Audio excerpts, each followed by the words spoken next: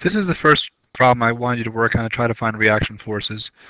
Your job is to try to locate where the pin and the roller are first. So what we're going to see here at the very bottom of the structure, the little wheels, that's a good sign it's a roller. That can only push off the wall. So we can have a reaction force here. We'll label it reaction force at C in the X direction. And if we go to the top, we'll see the pin. That's going to have two reaction forces that can push away or pull. Reaction force A in the X direction.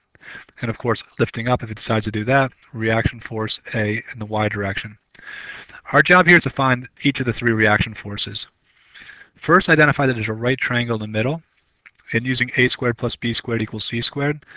That'll be our way to find out how far it is from B straight back to the member that's on the left-hand side. So a squared is 1 squared plus, we call it b squared, we don't know what that is, equals 2 squared. That's how the right triangle sets up. And you're going to find B has a distance of 1.73 meters. Save that for a second. We're going to need to use that when we use the force of 1,000 newtons along with it. Sum of the moments must add up to 0. So when we look at the sum of the moments, we're looking for any forces that aren't on the pin. In this case, that force is not at the pin, and this force here is not going to be at the pin. Those two forces need to cancel out and total up to 0. So the sum of the forces need to add up to 0. The force at B, that's going to make the truss spin clockwise. That's a negative moment it creates 1.73 meters away from 1,000 Newton force. And then add that to the fact that RCX is going to come back at it. And that's also 2 meters away. Everything's measured from the pin, 2 meters away. 0 equals 1,730 plus RCX times 2 meters. So this is negative. We're going to bring it to the other side. 1730 equals RCX 2 meters. Divide both sides by 2. Divide by 2. RCX equals, I'm going to round to 865 newtons. Now we have one unknown force. I'll take it back to my diagram and label it right here, 865 newtons.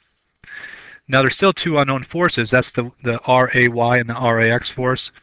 Then we bring the sum of the totals vertically.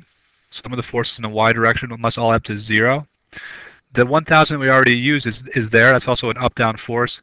That's going to give you negative 1,000 newtons.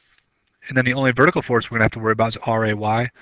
So when we figure this out, that means RAY needs to be 1,000 pounds up, or 1,000 newtons up. 1,000 newtons, and that's in an upward direction.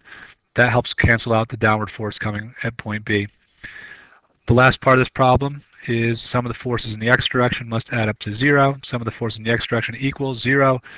The 865 that we found before, that's a push to the right, so that's the X direction, it's positive. And we have RAX. Well, the only way those two can add up to 0 is if RAX equals negative 865 newtons.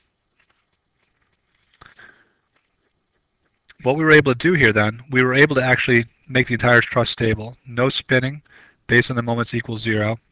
We have a downward force of 1,000 newtons. We have an upward force of 1,000 newtons. We have push to the right of 865 newtons. We have push to the left of 865 newtons. Now that's solved for, 865 newtons. And we have a static situation. That's what we're always looking for. That's the end of truss problem number 1.